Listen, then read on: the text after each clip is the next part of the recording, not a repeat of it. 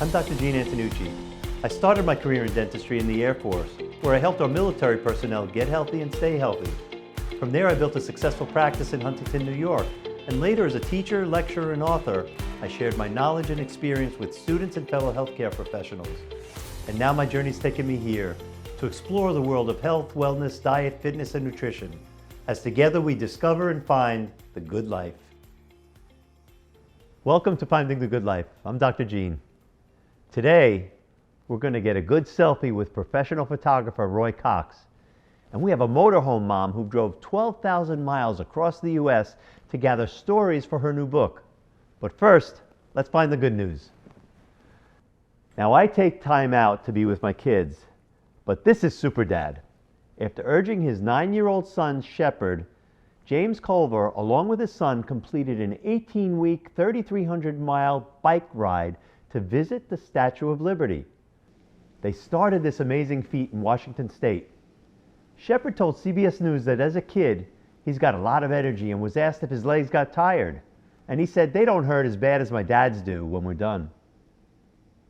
Cincinnati firefighters rescued a dog recently that was stuck between two concrete walls. The dog Gertie had been missing for 5 days. The Cincinnati Fire Department posted video on Facebook showing firefighter Jenny Atkins using a sledgehammer to break down a cinder block wall.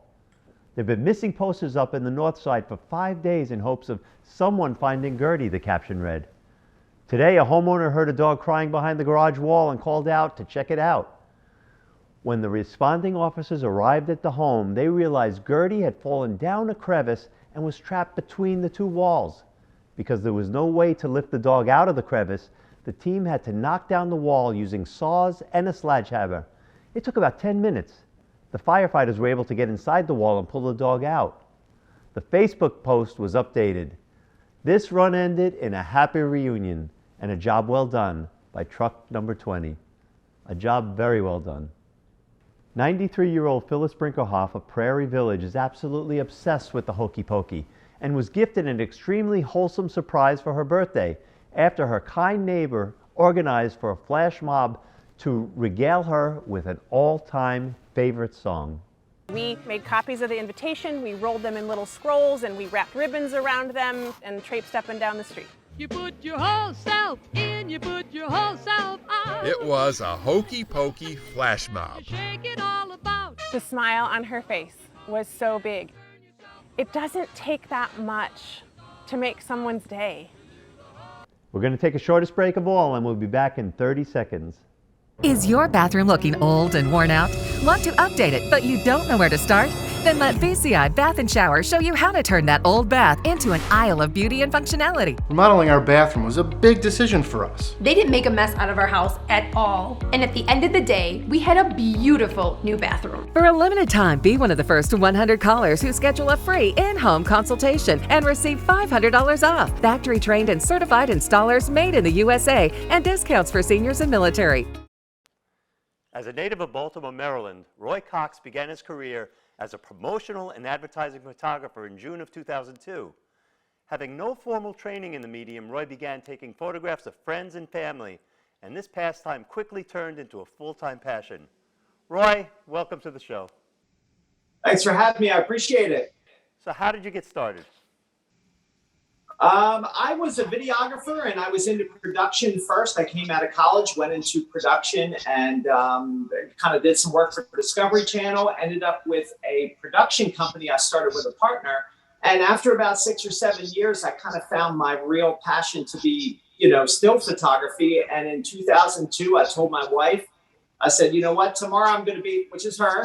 I said, I'm going to be a photographer tomorrow. And she's like, wow, that's aggressive. But I did it. I opened the studio and I gave it 2 years to see if it would be successful. And I said, after 2 years, if it's not as successful as I'd like it to be, I'll do it as a hobby and go back to production. But it's been my full-time job ever since.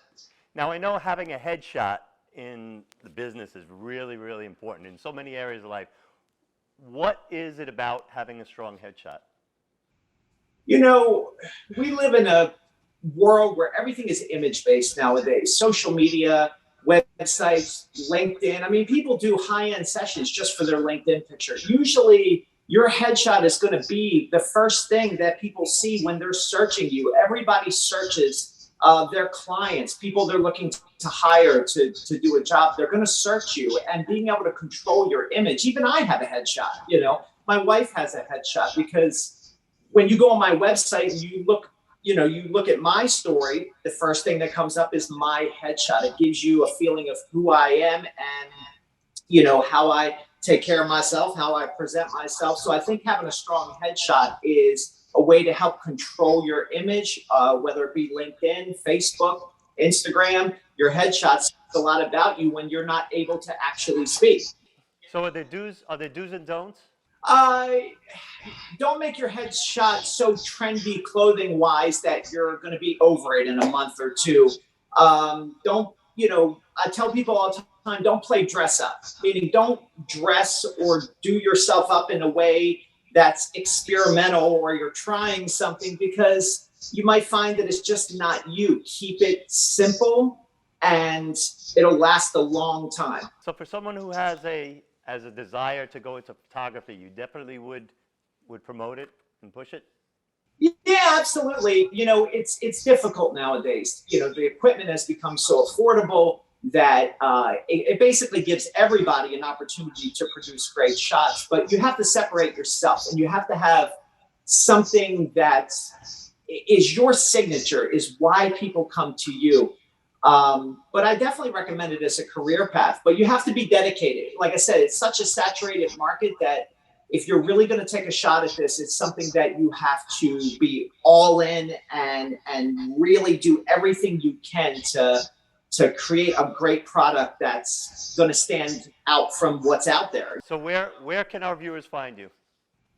Well, on Facebook, and oh, look at this. On Facebook, this is our website, actually. This is a good representation of a lot of the work I've done over the years. And on social media, I think, right here, at Roy Cox Studio, you can see on Facebook and Instagram. That's a good way to follow our day-to-day and see what's happening in the studio, who's in the studio, and what we're doing.